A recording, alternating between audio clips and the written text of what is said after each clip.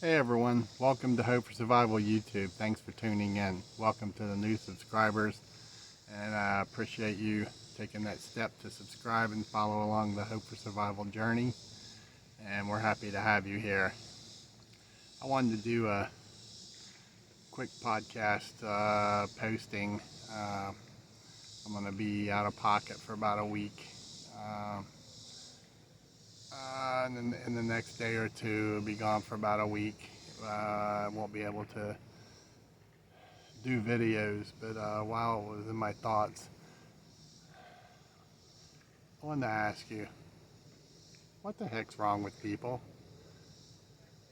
I'm starting to become more convinced that many, excuse me, that many of our American brothers and sisters just simply can't think on their own.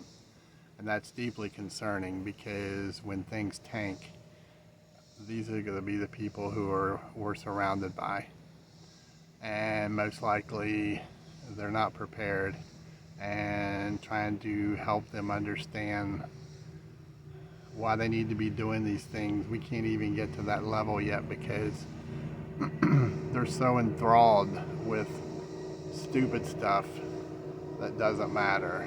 And I'm not even talking about Washington, D.C. and all the craziness that's taking place at that level, because nothing's truly happening if you really think about it.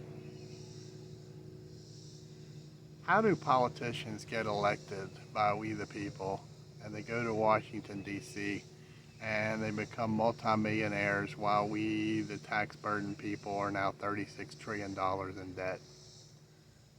How is it they're getting wealthy off of our backs and we're footing the bill for them? Not only that, our young men and women are serving in the military and often put in harm's way and losing their lives. And we have politicians who are one thing at the camera, and behind the scenes they're getting wealthy off of the contracts to the defense industry. And I'm saying that as an individual who spent 40 years in the Department of Defense, 20 in uniform and 20 as a contractor. And it just absolutely blows my mind that the American people haven't had enough of it yet. But what I really wanted to talk about is during the day, when time permits, and I'm working at my computer, writing the newsletter and researching other things, I'm listening to podcasters. And some of the things that I hear just blows my mind. People writing in, and their submissions are being read live on the podcast.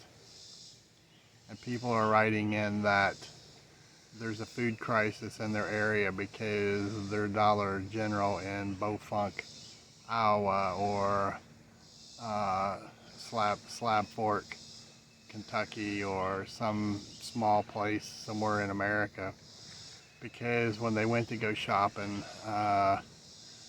they were out of the powdered tea flavoring, lemon flavor sticks that goes in water to give it a lemon tea flavor, or their grocery store didn't have cabbage, or they bought watermelons and something was strange about it.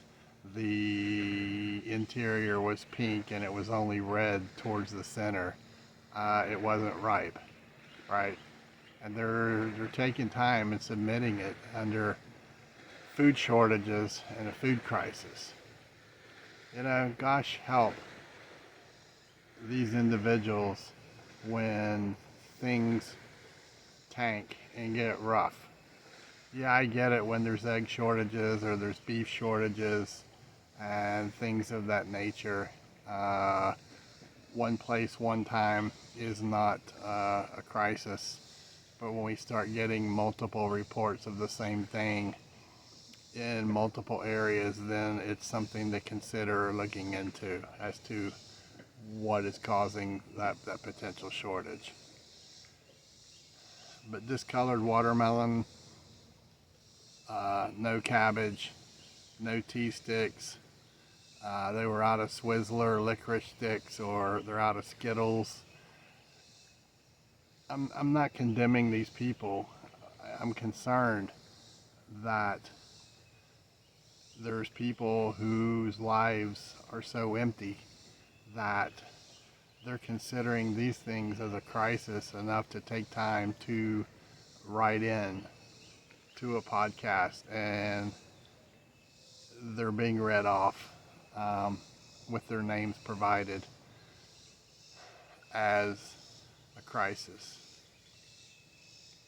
What's going to happen when a real crisis when real crisis takes place? How on earth are these people going to survive? Oh, wait. They're going to be knocking on your door. They're going to be hungry, malnourished, and they're probably going to have kids that haven't had food in 2 or 3 days, and they're going to be looking at you to feed them. Yeah, I'm talking to you. They're going to be talking to you. And hopefully it's not going to be a circumstance where you tell them, well, hey, you know what? I didn't prepare either, so I don't have any food to give your kids. Or I have 3 kids of my own, and I can't afford to take food away from what I put back for my family to help your family who's unprepared. Do you get what I'm saying? It is growing alarming at the number of people who just seem to have stupid disease and cannot realistically process or think the difference between what is a crisis and what isn't a crisis, and what is truly important and not important in the daily lives of Americans. How are communities going to care for these people? Because I'm willing to bet you,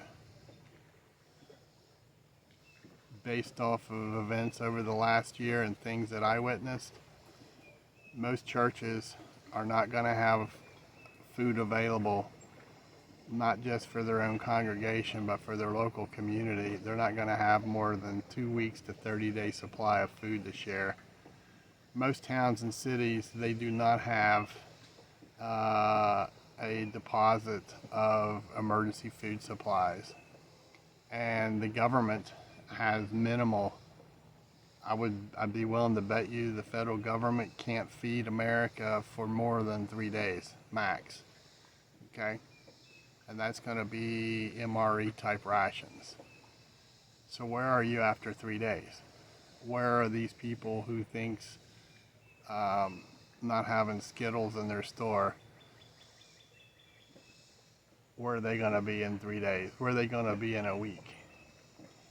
Okay, and then you're going to have thugs, criminals, individuals who can't get their meds, drug addicts who can't get fixes. You're going to have gangs trying to control turf and taking away or making people pay a certain amount of food weekly to them to keep from being beaten up.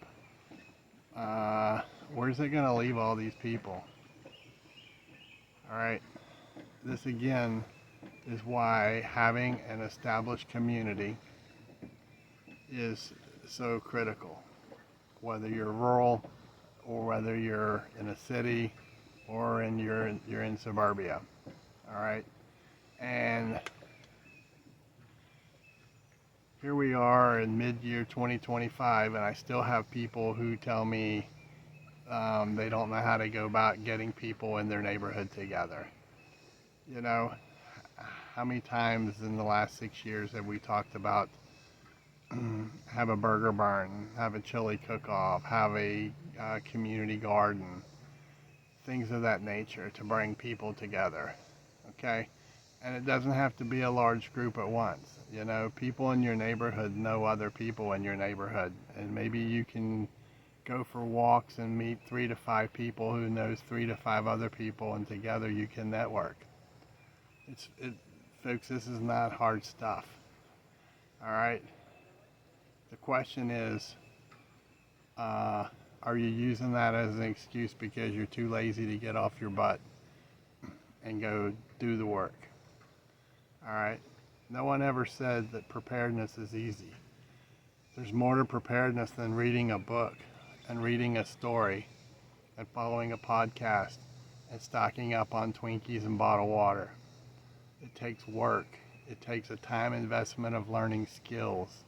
All right. Setting up communications, learning medicinal, learning alternative meds. It's taken years for many of us to get to the point we are now, and we continue working on all these areas. Okay, you can never learn enough. You can never meet enough people, and even if you meet people who they don't work out, those are people who you know to keep within arm's length of you, but not necessarily let them in your group or into your community group. So give it some thought and ask yourself, are you committed daily into better preparing your circumstances? All right, this doesn't mean paranoia. It's an investment. I have a good friend in another state who is post 80 years old, and I talked to him on the phone earlier this week, a good brother. And we have these discussions. And this gentleman goes out and drives his truck around his neighborhood, and he's searching to find people of like-mindedness who he can trust and bring in to have support in his rural community. He was telling me over the last 10 years, he has a rather large farm, and over the last 10 years, there's over 1,000 dwellings that has been roofed, homes, condos, apartments, and so forth. And they're basically now choking him, meaning the 5-mile radius distance that he had before, he can't keep up with all the new people who are moving in from outside states into his 5-mile radius area. But he's out there working. He's out there trying to find answers and solutions, how to do things better, how to get people involved in his community. Okay? He's not whining, he's not crying. He's a doer. Okay? And there's a lot of doers out there who I communicate with that are in Hope for Survival. They're doers, and they make things happen. They work, they help people in their community. They're out building barns, they're out building water towers, all right, in rural settings. Many of them are highly educated, high-level professionals who get it, okay? They get it, and yet we have individuals who think that not having Skittles or tea powder sticks or cabbage is a food crisis. Okay, that really scares me. All right, you have to wonder what percentage of our population is of this mindset, because we're going to have to deal with them at some point. Either find them now or they're going to find us later. So give us some thought. If you have any comments, don't be afraid to leave them below. There's not going to be a dragon that reaches out and drags you into the YouTube hell because you left a comment down below, or if you subscribe. We're at a point now where the quicksand is growing deeper and the quicksand is spreading further and further around us. All right, it is a gentle, silent killer that continues daily. So keep the faith, don't live in fear, but be a doer. Be a person of action. All right, make things happen. Learn new skills. Go through all your preparedness stuff and see what you still need to learn how to use. Okay? If you don't have a garden, go to the farmer's market and buy produce. Can it, freeze it, dehydrate it, freeze dry it, do something with it. But do something to help yourself, because when push comes to shove and the midnight hour hits and the bell rings, you very well could be on your own with no ability to communicate with other people. It's not a statement of fear, it is a potential reality. So give it some thought. If you like this video, hit like, subscribe if you have not, share with others. And again, I'm going to be unavailable for about a week. I've recorded a couple videos that I hope I can get to post in duration while I'm away. But if not, I'll see you on the other end. I will have access to some communication, possibly, and I will have my bivy stick. So for those that know how to communicate with me, you can do so. So keep your head on a swivel, be thankful, don't forget to give thanks, and count your blessings. Bravo Echo out. Thank you for checking out the Hope for Survival YouTube channel. If you are new to Hope for Survival, you can check out our books at our webpage. Book 1, which is Hope for Survival, Getting You Prepared for Disasters, and Book 2, Hope for Survival, The Mindset, are both available for order on the website. We also offer the Hope for Survival football stick, which is a memory stick set up as a digital filing cabinet with files already loaded on there for you to digitally copy items such as deeds, auto transcript for ownership, wills, living wills, loans, banking information, items that if your home burned down or you had some form of a disaster, you could have all your important papers already digitally filed on this stick. All you do is simply drag the digital file into the appropriate preset folder so that you'll have it in the event of a disaster, you have to flee your home in a hurry, or also if you're away from home and you need critical information that's personal. If you have your memory stick with you, you can put it in your computer and pull that information up wherever you may be. Again, you can find these items to order at our website, https://www.hopeforsurvival.com, or you can email me at preparedness101@protonmail.com, and I will try to help you out. Again, thanks for checking out the Hope for Survival YouTube channel. Hope to see you again.